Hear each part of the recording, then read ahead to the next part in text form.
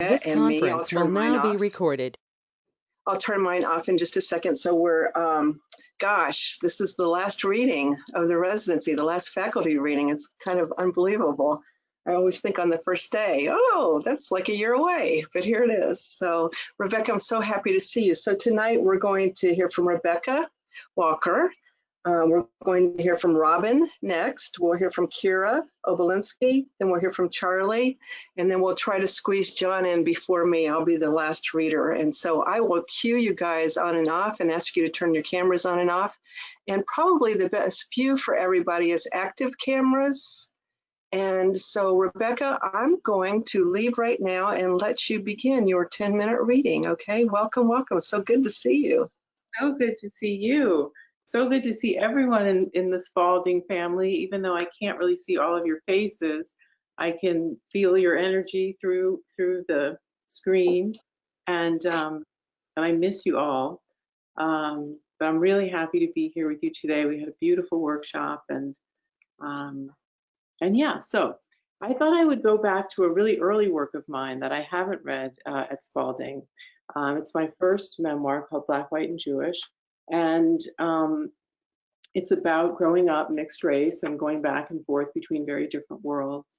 My father's kind of upper middle class Jewish world and my mother's Afro-Bohemian West Coast world, and the struggles that I had.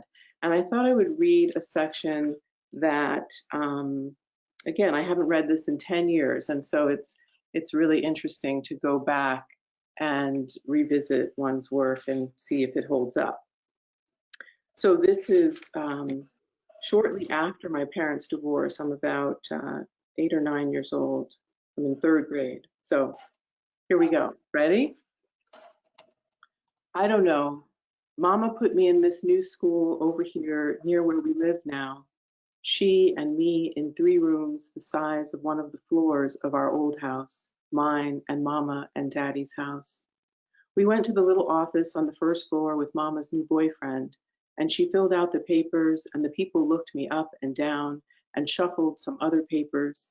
And then Mama said I needed to be in the gifted class, and the woman behind the desk looked at me again, harder, like she was trying to see through to my brain. And then I was in a classroom with Mrs. Leone, helping her staple orange leaves made out of construction paper to the wall around the blackboard. And then I was walking down the hallway with my new class, following the green line painted on the waxy concrete floor. And then we were in the auditorium for assembly, and then I was in Mr. Ward's music class, just like that. It is dark in Mr. Ward's music room. There is wood on the walls, which is weird because our school, PS 321, is made of cement and other hard materials like metal, which is in skinny bars on all the windows. Mama's new boyfriend says this is because our school was built in the 50s, when they thought you could prepare for an A-bomb. Mr. Ward is handing out instruments from a big cardboard box next to his piano bench.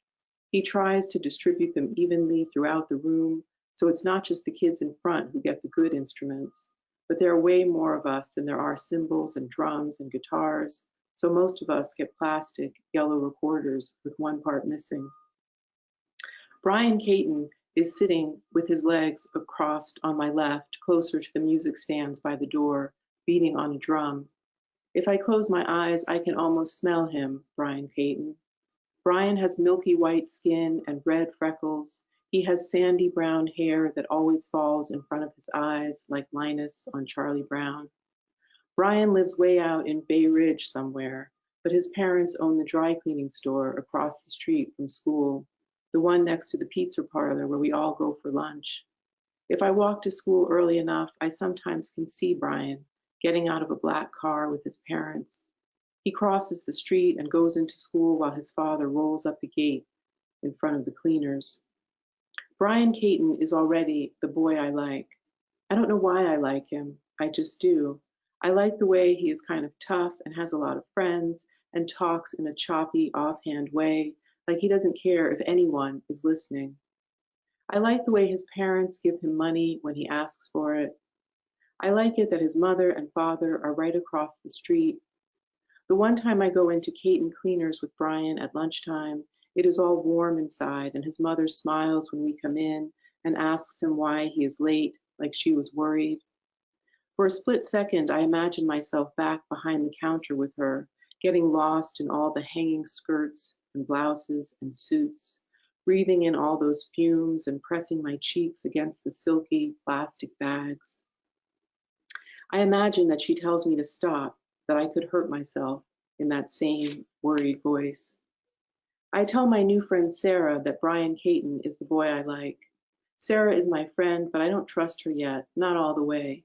This year I'm paranoid. I don't trust any of my friends. Not Donna, not Siobhan, not Jamie, who I sometimes meet on the corner in the mornings so we can walk to school together. I trust Karen, but she lives by my old house, and now she goes to a private school 6 blocks away, and I never see her. I'm never sure what these new friends are going to do, if they're going to stop being my friends one day for no reason, or what. To protect myself, I start to buy these friends things with money I take from my mother's purse. I like the way it feels to pay for something at the register, to be able to give these friends something they want. I feel safer, older, bigger, knowing that they look to me as some kind of provider, even if it is only because I have the money. Nickels and dimes and quarters paid out in bubble gum and sets of jacks and plastic-topped containers filled with goopy green slime. So Sarah tells Brian, and then Brian tells me in front of his friends after school one day when it is cold and there's dirty gray snow on the ground and we are all leaving to go home, that he doesn't like Black girls. Brian Caton, this boy I like, tells me that he doesn't like Black girls. Brian Caton, the boy that I like, tells me that he doesn't like Black girls, and I think with this big whoosh that turns my stomach upside down and almost knocks me over, is that what I am, a Black girl? And that's when all the trouble starts, because suddenly I don't know what I am, and I don't know how to be not what he thinks I am. I don't know how to be a not Black girl. My stepmother is a not Black girl. When she picks me up on Fridays after school in her tall, brown suede boots for the weekend, I wait inside school a little longer until I am sure Brian is outside and will see me go over to her and be hugged by her. I want him to see her take my backpack from me and take my hand, and I want him to see me get into her car. And when my grandma Miriam comes to pick me up on other days, I do the same thing. I make a big fuss in front of school so that Brian will see that I am related to not Black girls. I start to brush my hair straight 100 times every night before I go to sleep, like I see Jan Brady do on the Brady Bunch. Jan Brady is a not Black girl. I roll my hair in pink rollers when I am at my grandma's house so that I will have bangs, so that my hair will look more like the not Black girls in my class. And I tell my stepmother that I want the doll she says I should want, because all girls want dolls. And even though I have not ever had a baby doll, and I am not at all interested in a plastic thing that eats colored mush and then poops it out, I think to myself, this must be part of being a not Black girl. At school, Mrs. Leone tells us that we, our class, are going to put on a play for the whole school. She tells us this from the front of the classroom, where she walks back and forth, looking out at our faces. Some of you will make the sets for the show, some will make costumes, and some of you, she says, will act. The play is The Wizard of Oz, she says, and hands short rectangular stacks to the first person in each row to pass backward until we all have our own wad of mimeographed sheets to hold. I rush through my pages, inhaling the sweet, tart, medicine-y odor of the purplish blue ink. Who do I want to be? We read the whole play out loud, and everyone who wants to act tries different parts on to see which fits. Mrs. Leone has me try the lion, Auntie M, the wizard himself. I do not notice that she only has not Black girls read the words underneath Dorothy's name. I am too excited by the idea of acting, reading out loud, and making my voice change to match what I think each character should sound like. By the end of class time, it is all decided. I will play the Wicked Witch of the West. I don't tell my mother too much about the play, and she doesn't ask. It isn't a big deal, I say, hoping she won't see through my mask of nonchalance. I don't want to hurt her. I don't want to lie either, but how else am I going to convince her not to come see me on play night? How else can I explain that Brian Caton doesn't like black girls, and if she comes, he will definitely know that I am, in fact, a black girl, and all of my other efforts to be a not black girl will be washed away? How else can I stay with my mother and still leave? On the night of the play, as I am trying on my black witch's cape and pointy hat for the umpteenth time, I beg my mother not to come. I will be too nervous, I say. I won't be able to remember my lines if you are there, I say. Please, Mama, don't come. She looks at me strangely, like the woman in the office did, trying to see through to my brain. I hold my breath, waiting, but she doesn't push. She takes me at my word, and I go free alone out into the night. When I look out from the stage, I can make out my grandmother's white face in the dark crowd. I think, Mama is not here. Mama is at home. I think, surely Brian will see my grandmother. I think, surely Brian will like me now. At the end, when all the parents and teachers stand up and clap for us, I feel an unexpected sadness come into my body, a heat inching up from someplace underneath the skin on my face. I picture Mama lying in her big bed by the window, alone, the lamp giving off a pool of yellow light as she reads, silently wondering about play night. Even though everyone says I was good, my Mama, the one with the most important voice, can never say this to me. Shame sticks to me like sweat. I think that's 10 minutes. Wonderful. Thank you so much. Be sure to go over and read in the chat, Rebecca, how much you're loved. Oh, okay. So now, thank you so much. That was gorgeous. So now we get to hear from Robin Lippincott. Hi, Robin. Welcome.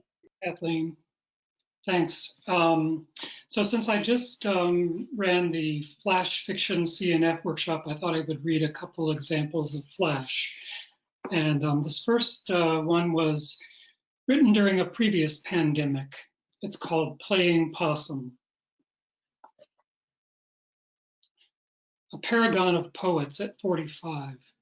My friend Walter is dying of AIDS. Living with, he would say. I'm back in town after a 4-month sabbatical and shocked by the changes in him. It's not just the weight loss, but the fact that his teeth, nails, and the whites of his eyes are all the same yellow-gray color. And he's smoking again, too. The very worst thing, he says characteristically, is that I can no longer read unless I hold the book right up to my face. So I'm asking friends to read to me. I'd love to, I say. He immediately responds that he'd like to lie down. Walter's bedroom, reflecting the scape and scope of his mind, is wall-to-wall books, mostly poetry and botany. A portable toilet, a dozen or so medicine bottles, and 3 flagging irises stand sentry at his bedside. He eases down onto the mattress and hands me a volume of Cavafy. I sit in a chair at his side and begin to read, looking up at him occasionally. After less than 5 minutes, I peer over and notice that his eyes are closed, and soon he is breathing heavily. I read on for a few minutes more, then stop. As I get up to leave, Walter briefly opens his eyes and smiles groggily. The next morning he calls me. I wasn't really asleep, you know. It's a trick I play, one of my last vestiges of control. Fooled me, I say sadly. But then there is nothing. Walter? I'm here, Cliff. I'm still here.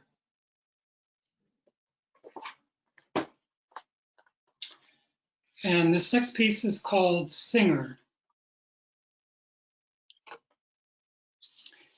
It could be the end of the earth, and was for all he cared. But in fact, it was just a natural curl of land formed over thousands of years at the end of a cape, a town largely defined by sea, sky, and the elements, a last resort. At night, clouds rolled down the dark streets and a foghorn moaned from the nearby lighthouse. He had landed here 3 years ago. Like the Pilgrims, he was on a mission, gloriously shipwrecked from his life and seeking to find a place to end his days. He thought this could be it, and it was. He now knew that he would be content here for as long as he lasted, because he was finally living the life he had dreamed of, free of domesticity, of a job or the need for one, free of stuff. Far from rich, he had had enough to last for a while, possibly the duration. Obstacles? That would have been his very life, family, work, for nearly 50 years. He had been a kind man, a patient man, always. He was not amoral, had been raised well, perhaps too well. He had spent his life listening to others. He had come here at age 70 to follow a dream, or rather, to fulfill one. Approaching retirement, he had, over a series of agonizing weeks, made a list, stopping when he noticed that it was comprised only of things he would rather not do. It was then he realized that what he wanted to do was to live out the rest of his days as a singer. Never mind that he couldn't and had never been able to carry a tune. It was all he wanted in this world. He'd chosen this town primarily because of its reputation for welcoming eccentrics. The salty air would be good for his throat. He found affably Spartan quarters and efficiency at the top of a Victorian's creaky back staircase, where every morning before sunrise, he lit the blue flame on a gas stove for coffee and occasionally for warmth. Some days he felt almost as old as this ancient land, as if he should call for his lyre. He had no idea about the source of his deep longing to sing, and when he pondered it, all he could fathom was that it seemed to come from somewhere deep in his very marrow. The only kernel he could tease out was this. In his youth, probably late teens or early 20s, he had treasured a novel about a deaf man named Singer. Why that would have made him want to sing, he had no idea. But sing he did, and simply, always a cappella, standing in the same shady spot in the center of town as people passed him by. Some stopping to listen, others to point or smirk or laugh. Look at the freak. That was mostly in the beginning. Over time, something had happened. No one could say quite what or when, but somehow this elegant old man singing badly projected a dignity in his very presence that commanded both attention and respect. It was true he looked distinguished, with his close-cropped white hair, delicate bone structure, and broad shoulders. Clothes hung well on his lanky frame. That he always dressed for the occasion in his way, an old black suit over a clean white t-shirt, also helped, as did the fact that he was not singing for money, which he wouldn't accept, but for the sheer pleasure of it. Some people stood watching him for long periods at a time, seemingly rapt, flocked to a scarecrow. In his former life, when he had existed amid the glittery, gutted landscape of the most densely populated metropolis in the country, his preference in singers was not for the technically gifted, those with perfect pitch and many octaves at their disposal, most of whom he had access to in the great opera houses and concert halls across the city. No, the vocalist he loved best were those who could deliver a song, those who had lived and suffered and gave it their all, their heart, who emoted. And so there he stood most days in the center of town, singing, full-throated, full out, until he was empty and could sing no more for that day. And then the next day he did it all over again. If there were a downpour, he'd wear a hat. The songs were all old, ballads, blues, prison songs, tales of the sea, of train travel and road trips, of lonesomeness and of love gone wrong. He felt that he had earned the right to sing because of all he'd seen and lived and heard, all the experiences, the deaths and losses, the sadness and triumphs, but more than anything, simply for having survived daily life all those years. When he finally stopped singing, he knew it would be only because he was out of breath. Nothing else mattered to him. This was the living end. Thank you. Oh. Beautiful, Robin. Oh, beautiful. Thank you for reading that. Both of those pieces. Beautiful. Okay. So we have Kira Obolensky, who is up next. There you are, Kira. And we'll take you off mute. Are you muted?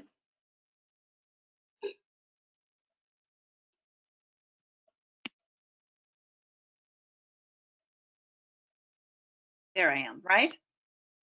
There you are. Good. All right. I'm going to read from a play called Dirt Sticks, and it is a play that I wrote for 10,000 Things Theater through the generosity of the Mellon Foundation. And it's an adaptation. It's a very loose adaptation, but it's inspired by a really old murder ballad called the Trois Sisters. And you also see it appear in Appalachian music. But the story is of two sisters, one's jealous and one drowns the other.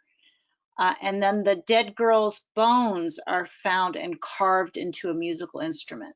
So here we go, Dirt Sticks. We're in the place, we're in mountains, streams, valleys, and ladders. We are in ladder town. People go up and people go down. The cast enters. They summon the story as a collective. We begin. People go up, people go down. People go up, people go down. The way it goes in Ladder Town. The trees are chopped, the branches make wood, and sticks and steps, rails, and risers are put in next. People go up, people go down. And then a singular voice says, it's interesting, but very few people just go, follow their heart. And then another person says, well, what about that Henry Wand? And then Henry Wand says, Henry Wand enters pushing a cart. And then another person says, he knows his heart. And everybody looks at him very suspiciously, and they turn into workers at a ladder factory. Henry. Nickel for a penny, shiny copper penny. We're talking pictures on both sides. Good luck every which way you touch it. Penny for a nickel. I want you to buy this penny because you need this penny. This penny, this very same penny, gave me a kind of freedom you can't even imagine. I bought it for a nickel. And now, with no inflation, no added profit, I'm going to sell to you the penny that changed my life. It's going to cost you a nickel. Only 1 nickel. No one buys it. Okay, well, clearly I need a little work with the selling business. Takes practice and the right kind of words that line you all up to persuade you in just the right way to make you open up your tight pockets. A pigeon drops a message. Henry opens it and reads it. Henry reads, Henry Wand was here. He throws the pigeon free. I sent this message to myself by pigeon a while back. Didn't know how else to do it, how to tell the world I was there, but leave it a message or two. I was trapped also, caught up and down and up and down. A man's got to have a better fate than making ladders all day. You start with that question, I got to have something bigger to do in this world than make ladders, and then you end up selling the world pennies for a nickel. It's not so bad. We go back to the factory workers making their ladders, the workers. This is the rail, this is the rung, this is the platform, this is the hinge. Henry, I grew up dirt poor, worked hard. For entertainment, people talked, about other people. The workers are gossiping. This is the that, this is the this. This goes on until something breaks, a bone, a heart, or maybe you jump, like Rose Wand did long time ago. Oh, she didn't jump. Well, look at her son. I wage second to none. He's a jumper too, cursed with it. That girl did not jump. I tell you, that woman, that Spindle, the one that raised Henry, she pushed her sister, pushed her right down. Jealous. People go up, people go down, the way it goes in Ladder Town. Henry, people do talk. I don't listen too hard, never did, not then, not now. We hear Mother Spindle from off stage. She says, Henry Wand, I got my eyes on you. Henry, you do? Mother Spindle, always and forever. Don't just stand there. Go do something. Henry, Mother Spindle wasn't my real ma, my damn aunt. Called her Spindle because she was wound so tight. A healer, a varnier, also a mean old thing. Mother Spindle enters. What are you chattering about, Henry? Henry, she sells cures for ailments. Mother Spindle, Parsiphane, sweet violet, 3 kinds of bitters, ferments for 3 weeks and turns into liquor. Plant liquor for sale, heals ailments, cures dropsy, fainting, stomach aches, aches of the heart, and dizziness. Stimples, unrelenting mucus. Henry, 4 people dead. The gravestone's over in that cemetery edge of town. She says they died because the plant liquor didn't work. Some folks think they died because of the plant liquor. It's got some kick. A customer buys a bottle for an ailment. Mother Spindle, people talk. I know you do. The customer, I don't talk. Don't look at me. Mother Spindle, who cares? I don't care. Not a pebble, not a crumb, not a rat's ass. Henry Wand, the story of how I got charge of this cart. Well, it took a lot of stories, some magic, a couple of ghosts, and more than one act of real courage. Even the moon was involved. I was just in the business of being young, Henry Wand, working in a ladder factory, living in a falling down house with Mother Spindle and a troublemaker named Laurel Fallows. She started things, got the gears going.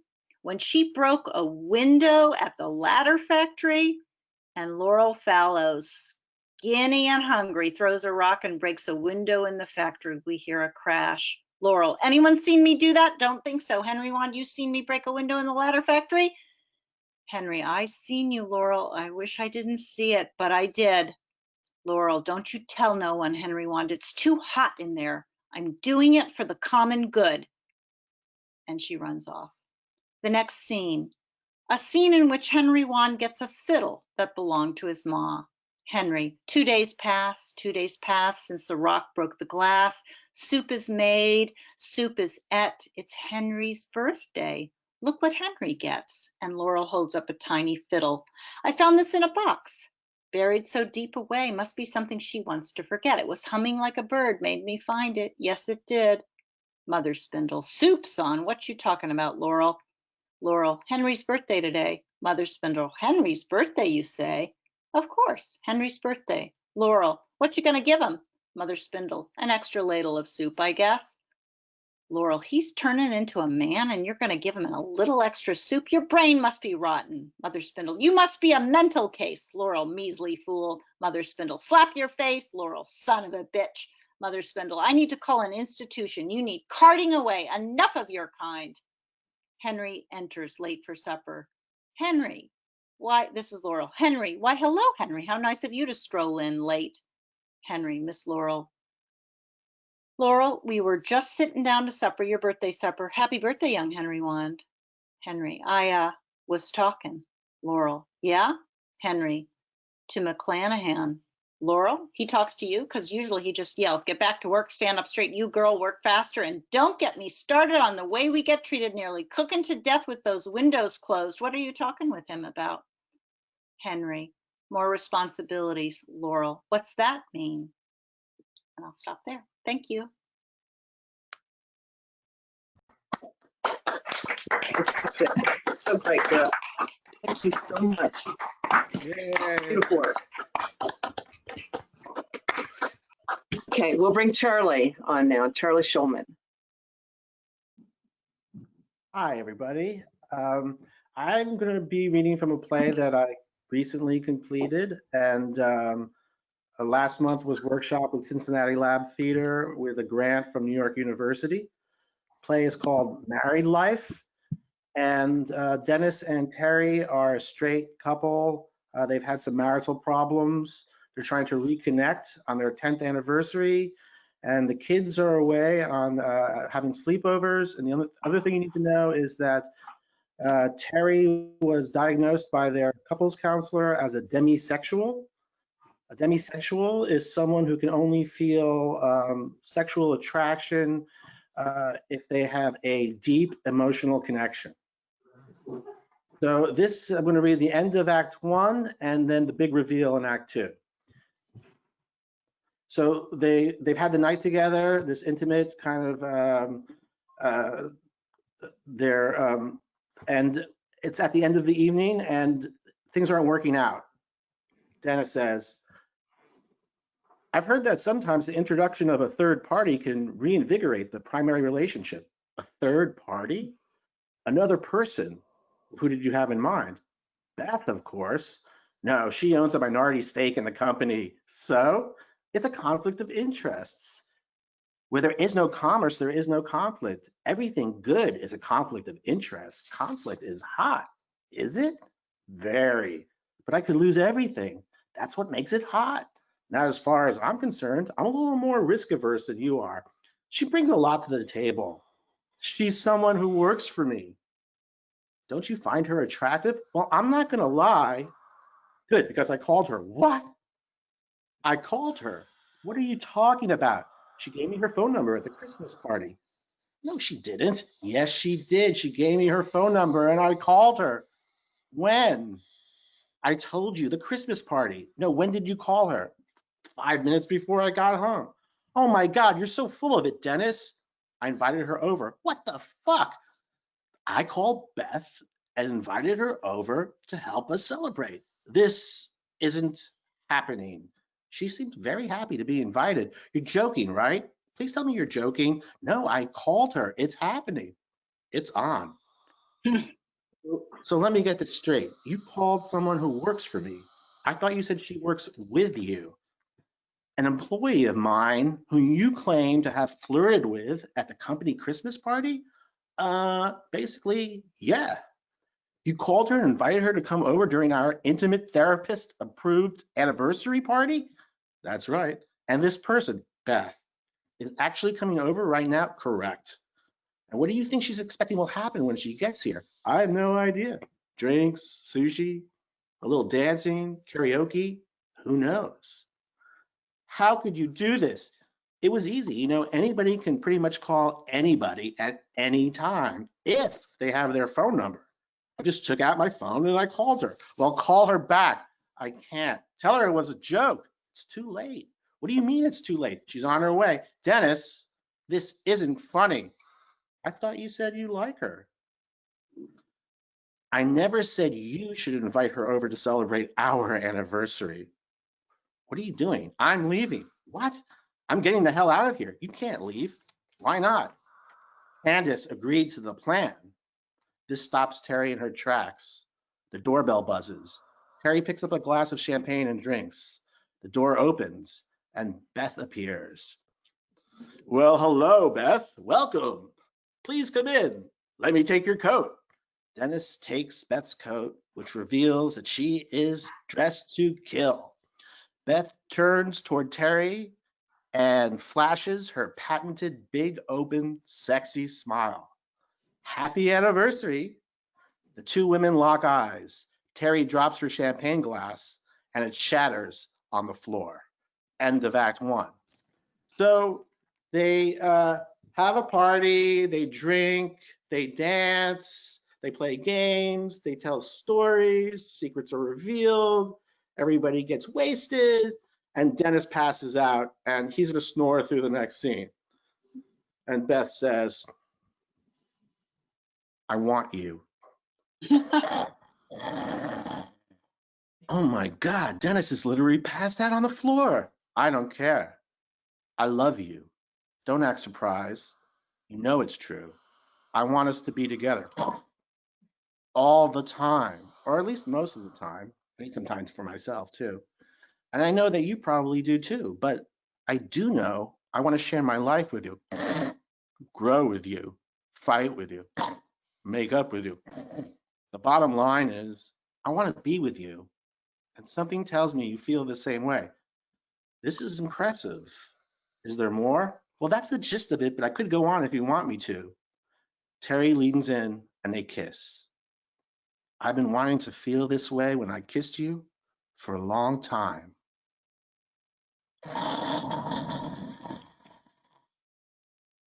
I think you should leave Dennis. I don't know if I can do that. I'm thinking as soon as possible. I made a hotel reservation. For tonight, we can order room service. Slow down. All right. This is happening too fast. However long it takes, I'm in this for the long haul. This is not the heat of the moment. So let's get it right. Leave Dennis and come be with me. He'll be sad and angry for a while, but then he'll get over it. No, it's too much upheaval for the kids. Too much chaos. That's why you have to do it now and get it over with. It's like ripping off a Band-Aid. Beth takes Terry's hand. I know we'll be happy and we'll never look back. You know how much I love the kids as well. And suddenly Terry is furious. No! Damn it! Stop! You're ruining everything. Hey, take it easy. Calm down. I made a mistake. Take a deep breath. I'm sorry, okay? Give me another chance. Damn it, Beth. I told you not to do that. Shh. It's okay. What I meant to say was that I will love the kids like they're my own, and I will be good to them. And eventually Dennis will come over for dinner with his chippy, with the fake everything, and I'll be nice to him no matter what stupid, offensive, moronic shit he says or does, and everyone will be like one big, fucked up, happy family. I love you, Terry, and I promise you I will do everything I can to make this a smooth transition for all of us. Terry is speechless. She doesn't notice when Dennis bolts straight up and checks his Apple Watch. Holy shit, it's almost midnight. Dennis sits up, leaps to his feet, picks up his attaché case and exits the room. Beth, and I will always want you and do whatever it takes to make you feel loved. And if we ever go off track, I will help us find our way back, just like I'm doing right now. Happy anniversary, Terry. Oh my God, I love you. The connection has been made, and they kiss passionately. The phone begins to ring. On the fourth ring, Dennis re-enters, dressed in a wife beater with jewelry and chains around his neck and glasses. He looks over at the women kissing and answers the phone. He is not in the slightest bit drunk. How you doing, buddy? You feeling homesick? I'm sorry to hear that. You want to talk to Mommy? Okay, pal, I'll get her for you. Dennis walks slowly up to Beth and Terry, who are making out. He covers the phone receiver with his hand. He stares at them for a bit, scratches the back of his head, then clears his throat. Excuse me. Hello? They ignore him and keep making out.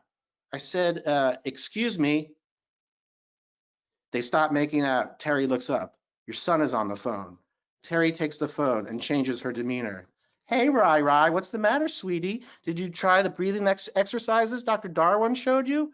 Are you sure you tried? Did you count to 15 like this? 1, 1,000, 2, 1,000, 3. Maybe you should try it again. You want to come home? It's almost midnight. Why don't you take an Uber? He wants to speak to you. He's 8 years old, by the way. She holds the phone out as if to Dennis, but Beth takes it instead. Sweetheart, mommy was only joking. You don't have to take an Uber by yourself. She would never make you do that. You just sit tight, buddy, okay? I'll come pick you up. I'll be there soon. Bye, sweet boy. Dennis, clearing his throat. I'm sorry to interrupt, but I have another appointment downtown in 45 minutes. No, Beth says, no, I'm the one who should be apologizing. Dennis, you only booked me until midnight. Beth reaches into her purse, takes out her wallet, and removes a stack of $100 bills. Thanks for doing this, Vincent. $2,200 in cash, just like you asked for it. And we threw in a little extra. Dennis, thank you. It was totally my pleasure. Dr. Wheeler will bill you for the rest. I'm so glad Candace had us work with you. I think she's the best PhD advisor in the entire department. I'm not surprised. What's your dissertation on? Sexual surrogacy, role play, and couples counseling? Perfect. This is my field work. That is so awesome. In the meantime, I bartend, audition, and do sex work. Just the typical life of a graduate student actor prostitute. But someday soon, they'll call you Dr. Stud. I hope so. And Terry says, hey, you were wonderful, Vincent. Seriously, thank you so much. Thank you, darling. He blows a kiss back. You remind me of my ex so much.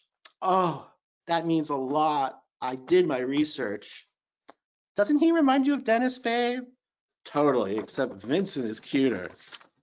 Dennis was hot before he started drinking, smoking, eating poorly, and watching Fox News.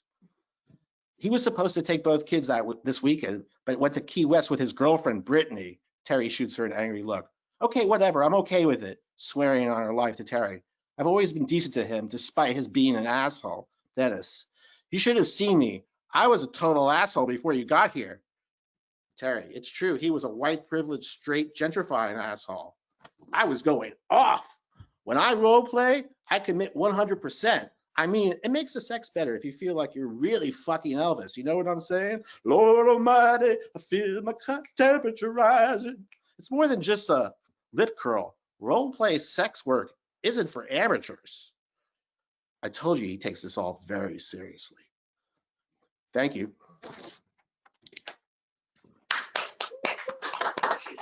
Fabulous. Thank you so much. Thank you, Charlie. Wonderful. Okay, John. We're going to hear now from John Pipkin. He's going to come on camera. And there he is. Welcome, John. Hey, I'm actually here. Hi, everyone. I'm going to read some new pages from the novel I've been working on called The Beautiful Distance, which is about a fake Tour de France that the Nazis actually staged in the middle of World War II. And this is actually one of the interwoven stories, which is focused on another bicycle team that was formed in 2008 in Afghanistan. It was the first national Afghan women's cycling team, which started in 2008 and then ended in corruption in 2014. So this bit here is told from the perspective of one of the riders on the team, and we're getting kind of an introduction to all the other members of the team. You are riding in a line, wheels as close as you dare to keep the wind from separating you and scattering you over the desert. Getting out of the city is the most difficult part every time. In Kabul, the city streets are dense with cars and trucks and motorcycles and other cyclists, people on foot, people pulling and pushing carts, children running alongside and darting in front, the tumbled lots of bricks and rocks and crumbled sections of concrete from collapsed buildings, broken glass and cardboard boxes and wooden crates and plastic bottles. And you ride in a group but are easily separated as you maneuver through these obstacles, and you cannot stop or you will risk attracting attention. In the city, you must keep moving. Anwar is always close by in the van, but even he will not be able to protect you if you stop and allow yourself to be surrounded by an angry crowd. You must be cautious, always cautious. Once a car pulled in front of you sideways, blocking the way, and the driver got out and approached to say that he agreed that women should be allowed to ride bicycles, but only in private, and that it was wrong to flaunt this privilege in public, and he was giving you a warning this time, but there would be no warning next time. Anwar had intervened and sent the man on his way before any of the other men watching could join in. Outside this city, the worries are different. Here on AH1, the traffic is sparse and there are few obstacles in your path, no crowds that might erupt in anger, no place for an attacker to hide. But out in the open, there is no place for you to hide either, and there are no police to come to your aid. Though even in the city, the police would be useless against a mob. You must remain on guard against the rocks and bottles and insults men hurl from behind cracked windshields, faces blurred as they speed past, acting as though it were a game, as though you needed to practice dodging the things they threw and should be grateful for their participation. But at least out here, the real riding can begin, and you try to focus on your pedaling and your legs and your breath and the effort of your heart. Here, you can maybe be a real team. And now Sidi, directly in front of you, flicks her elbow, the way Anwar has instructed, and she drifts to the left and slows and drops back, and now it is your turn to take the lead and offer shelter to the others as you pull them along. This is a new tactic for all of you, riding in a line, a pace line, Anwar calls it. When you first began riding together, even out here in the open, you rode bunched in a group or side by side, trying to stay upright and not careen into each other. But Anwar has explained that this is not how it is done in a race, that cycling is a team sport, and every rider must help the other by riding one behind the other in a column, taking turns at the front to set the pace and block the wind, and it is a surprise when it feels like the rider in front is actually pulling you along. So you are practicing this on today's long ride, since you will need to conserve more energy to cover the distance, and it is nice to think that you can at least protect each other from the wind. You have encountered good men too, a surprising number, and now and then a car or a motorcycle passes and the driver shouts encouragement, waves and smiles and taps a salute on his horn. But you still wonder if these good men would defend you from the bad if it came to that. In the distance, the road continues toward the mountains, and you usually would turn back at Maidentown. These training rides are never more than 3 or 4 hours out and back, for all of you have other duties to tend. Misha's brother has told her that what they are doing is pointless. All of this riding and training for races that never come, all of this effort only to turn around and go back the way you came, what does it accomplish? And Misha said she told him that if he thought the turning of petals was repetitive and pointless, then surely he must also find pointless the work of the heart, beating day after day, monotonous, a million beats into the last, and the end is always the same. And so why bother at all? And what woman would want to be with a man who only saw futility in his own heart? You all laughed at this and agreed that Misha's wit is sharp, but you have had thoughts like this too, about the futility of all of it, not just the riding, but everything else to do with the heart, love, and marriage, and motherhood, and living. And you have to watch out for these thoughts since they can lead to nothing good. It is how Davi speaks after a difficult day at the hospital when life seems nothing more than a series of bodily functions and clinical procedures. You try not to think this way. Instead, you think about the girls on the team and how for each of you, the bicycle is a temporary pursuit, a means to an end. You are all here for different reasons. Misha is the fastest and the most likely to win medals. She has already won 2 local races and she could probably make a future for herself in cycling. But this is not what she wants. She is studying to be an archaeologist, and this is an interest you share since you also thought you would go to the university and study history and archaeology and work like at the museum like your uncle before these plans were interrupted. Misha says that if anything can bring people together, it is the knowledge of their shared past. Also, she likes archaeology because to do it, she must be outside, far away and on her own, and there is nothing more independent than that, except maybe riding a bicycle. Sidi is also fast, like Misha, and strong, and she never seems to grow tired. She must be reminded to drink water or she will not do so at all. She wants to be a teacher and says that she will never get married because she wants to be able to leave her home whenever she chooses without asking permission. All of the girls say something like this, how they will not marry, but you know they do not yet understand how it is something that will just happen to them one day when they are looking elsewhere, and that most things in life happen this way. Sidi is very smart and especially good at mathematics, and her teachers often ask her to come to the front to help the other students understand. But she also loves poetry and says that every child in Afghanistan must learn to revere the great poets from the past and the new poets too. Sometimes she chants lines of verse as you are writing. Zara wants to become a fitness coach. And when you ask her what that is, she shows you a YouTube video of a woman dressed in a colorful frock and baggy partug and a shandor tied tight on her head, and she is in a room full of elderly people and making them wave their arms above their heads. And in another video, the same woman is teaching a group of schoolgirls to play American basketball in a schoolyard of hard-packed dirt. Zara is already taking classes in Kabul at the Physical Education and Sports Professional Institute, and she says she might also become a cycling coach too, if there is still a team to coach when she is ready. Fatima wants to do something with medicine, like her older brother Hamid, who studied at the Kabul Medical Institute and told her there were women in his classes and that she could do anything she wants with her life because it is her own. Fatima says she used to ride bicycles with Hamid from the time they were very young, and their father repaired two old bicycles for them. It was Hamid who learned about the women's cycling team, and he insisted that she join. Their father was already gone by then, carried off by an infection that could have been cured by proper attention, and so Hamid was not only a brother to her, but a father as well. Fatima is always asking you questions about anesthesiology and the stories that Davi has shared with you about hospital life. She is not sure if she will become a nurse or a technician or a doctor or maybe even a surgeon, but she says it is easy to get discouraged when she thinks about the years of study and training it will take. Hamid has told her that they might need to send her to school in Germany if she wants to become a specialist, and she wonders if it will be difficult to come back to Afghanistan where the hospitals are desperate for doctors. Listening to Fatima makes you wish you had an older brother like Hamid. She tells such wonderful stories about him that it is easy to understand the great sadness that made her want to end her own life the day he was killed by a suicide bomber in a crowded market. And Zakia, the youngest of 5 children and also the youngest on the team, joined because of her mother, who is much older than all of you, remembers the good times in Afghanistan, before the wars, when a woman could choose her own path through the world. And Zakia has said that she will study architecture and has already begun reading books on this subject and sketching pictures of famous buildings she has found on the internet. She decided to do this when she saw a news story about the women architects who were working on the reconstruction of the Darul Aman Palace in Kabul, badly damaged by bombs. And Zakia says the day will come when there will be no more bombs or missiles or drones, and then it will be time to rebuild everywhere, and she wants to make sure it is done correctly. And then there is you, the 6th member and oldest member of the team, and for what you will do with the rest of your life, you know you have already become all that you will be.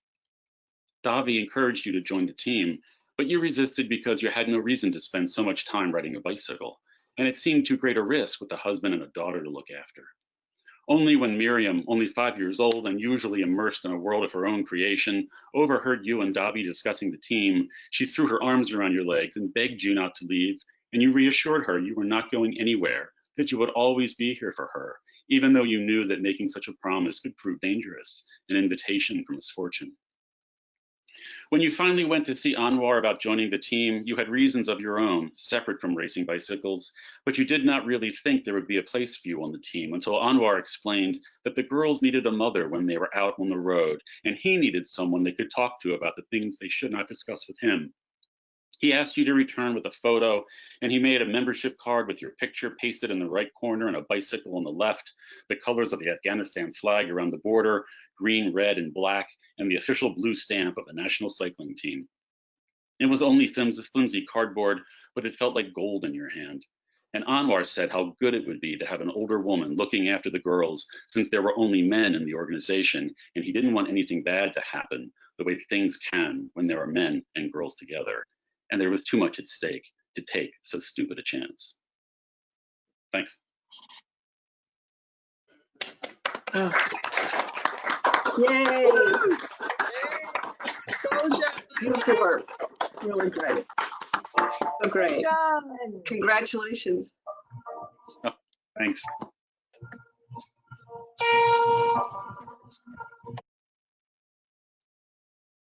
Okay, everyone. Hi, I'm bringing up the rear here. It's been a marvelous residency so far, I have to say, if I do say so myself. I just want to take time now, and you all should feel free to give love in the chat here to our team, our MFA staff, and Linnell and everyone. I mean, it's just so complicated. You all have no idea how many times I zone out and I'm like, what were we talking about? Because it's something technical, but they've done a marvelous job and I'm so proud of them. And I hope someday that maybe you are working already with a wonderful team like this, but I just pinch myself because they're so talented and smart and dedicated. So tonight I'm going to read a piece from Appalachian Review that just came out this summer. It's a wonderful magazine. I hope you all know it. I always feel at home when I'm lucky enough to be published in it. So this is an essay, I'll read part of it from a longer work that I'm embarked upon, an obsession I never thought I would have about John Keats, which really came about because I learned some time ago that George Keats, his younger brother, moved to Louisville, immigrated to Louisville from the UK or England, I guess then. And some of the most beautiful things that we have from John Keats from the letters are in letters that he wrote here to Louisville. So this project has sort of grabbed hold of me. So this is called Keats in Your Time of Pandemic. You remember in Rome when you stood in front of a facsimile of a remarkably narrow sleigh bed, a suggestion of the actual bed in which Keats died from consumption when he was 25. What caught your attention were the ceiling carvings over the bed, and you studied them a long while, fascinated by the idea you were looking at one of the last things Keats saw before dying. Each square held a carving, a relief of an articulated petaled blossom, a little dome in the center, a pattern repeated again and again, creating a grid. You felt its fine excess. You're a poet. That's what brought you to Keats's bedside. Now quarantined at home, isolation your best weapon against the COVID-19 pandemic sweeping across America. You remember walking through the muggy, crowded streets in Rome toward the museum next to the Spanish Steps. In your quarantine, you were exhausted by the rage you feel at the utter failure of your government. You want a plan, you want action, you want accountability. You don't want to keep coming back to Keats. You don't want to scuffle again with what the young genius called negative capability. But what he's written keeps surfacing as if it's your serenity prayer. God, give me the grace to live with uncertainties, mysteries, doubts, without any irritable reaching after fact and reason. He's calling for you to live fully within this liminal space, this place of half knowledge. The trouble is that Keats's concept of negative capability is slippery. Each time you believe you can hold on to it, it mutates and becomes something else. And it dissipates before you. It floats away like something writ on water. It's a beautiful thing, nonetheless. An aesthetic philosophy that dodges and ducks and ultimately throws a knockout punch to anyone trying to reason out its mysteries. Still, you take the punch and get back up. You believe if you could understand more fully what Keats meant by negative capability, you would know how to be here, but also there and all the places in between. You would understand how to keep writing. You want to do as he says, to let your mind be a thoroughfare for all thoughts, open yourself freely to move among associations, but America's pandemic has made a swamp of your mind. You brought some students with you to the museum. They milled around the rooms, placing their palms on the glass display tables, leaning in to read archival yellow manuscripts of letters and old books laid open, revealing Keats's poems on their brittle pages, while you continued to study the carved ceiling. You've always somehow known, even as a child, that the harvest of pattern is surprise. A gift bestowed by turning away from what's expected. You wonder, had Keats lived another year, what further would his mind have reached? Would he have explained negative capability more fully? You wonder, if Americans live through this pandemic, who will we be on the other side? How many will be on the other side? What will we understand that we hadn't before? The rooms upstairs in the Keats Museum are dark, but for a ray of glaring sunshine streaming through a window. When you glance back at your students, they are shadows surrounded by golden motes in the air around them. You think, well, that's romantic. You have recently entered the demographic who have a higher risk of dying from COVID-19. You reassure yourself that it won't come for you, not because you're in tip-top shape, but because you have only very slightly crept over the margin of that age group. Mostly you stay inside, wash your hands, work remotely, wear a mask when on rare occasion you venture out to the grocery or slip back to campus to pick up something you need to plan your hybrid courses for fall. COVID-19 only slightly ups your thinking about mortality, which is to say you often think about mortality. You assume most would attribute your flood subject, which of course is a quote from Emily Dickinson, to the fact you've lived next to a small graveyard for over 25 years. They wouldn't know, though, that you are taken most with the oldest grave, that of tiny Alpha Beta Blankenbaker, infant, buried in 1854, the grave closest to you as you fetch the mill at the road. This means the home you live in, which used to be a modest Lutheran church on the far end of the county where Louisville sits, was built as a complement to the graveyard before the American Civil War, or at least that's what you think it means. Keats's grave in the Protestant cemetery in Rome is not engraved with his name. His friends asked the stonecutter to carve these words on his marker. This grave contains all that was mortal of a young English poet who, on his deathbed, in the bitterness of his heart, at the malicious power of his enemies, desired these words be engraven on his tombstone. Here lies one whose name was writ on the water. Despite his unmarked grave, Keats lives on, but for all you know, you're the only mortal link to Alpha Beta Blankenbaker and to her aggrieved parents who laid her to rest more than 100 years before you were born. Recently, you've scanned the headstones for death dates between the fall and winter of 1918-1919, wondering if anyone next door died from the Spanish flu epidemic, which began with a local outbreak among soldiers at nearby Camp Zachary Taylor. Then the virus raged for months and infected nearly 70,000 around Louisville, killing at least 2,000.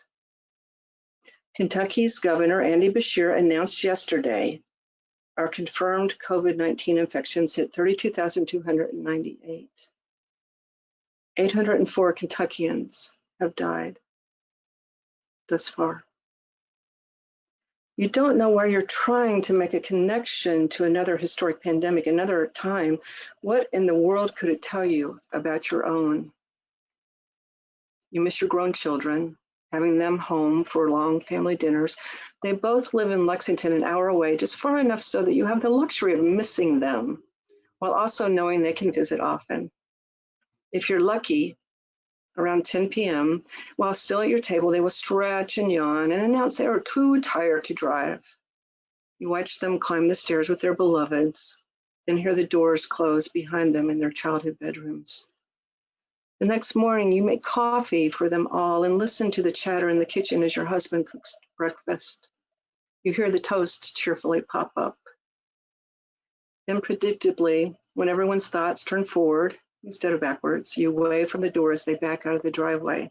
You realize in a few days it will be your daughter's 25th birthday. You begin to make plans to celebrate, trying to imagine how you can all safely come together. But then remember your son has just had a weekend away fishing and kayaking with the boys. And so the dinner plans are put on pause until he has time to quarantine. Keats, his mother, Frances, his brother, Tom, all died of tuberculosis, which is also a contagious disease spread via small droplets flowing through the air by coughing and sneezing. You think, though, that people seem to live longer with tuberculosis than COVID-19. Keats having first coughed up blood in the summer of 1818, after weeks of strenuous hiking with his friend Charles Armitage Brown through the Lake Country and up into Scotland, where they ultimately aimed to visit the Hebrides. Keats died February 23rd, 1821 in Rome, where he'd been sent by his friends so that the harsh winter in England didn't kill him. You adjust your thinking after counting months on your fingers. Now in the 5th month of your pandemic, with no end in sight, you hope 29 months is not such a long time.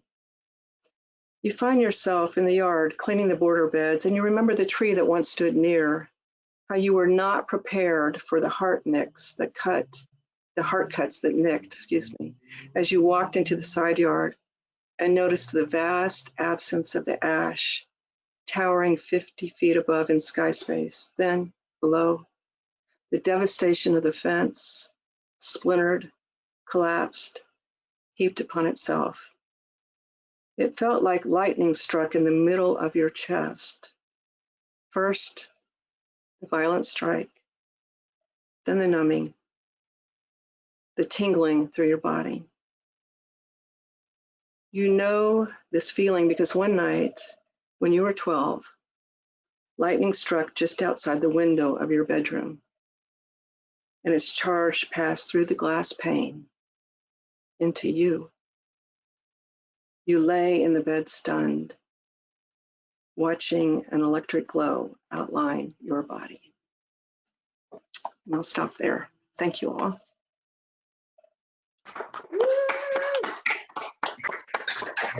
All right. Thank y'all so much. Thank you. Fantastic. So let's bring all, unless you all changed into your pajamas, let's bring all the readers back on the camera, okay? And we'll have one more hooray, hoop and hooray before we go, okay? Oh, there's John and Kira. Wonderful, wonderful piece, Kira. So beautiful. Robin, Charlie. All right, good. Thank you all so much. Yay! It's an honor to be on faculty with you all, talented folks. Okay, I believe this is the, we're in the falling action here, and so tomorrow we'll wrap up, but it's going to be a wonderful day tomorrow. So everyone enjoy, have a great time together, and we'll see you tomorrow, if not tonight, in some social rooms. All right, thanks so much.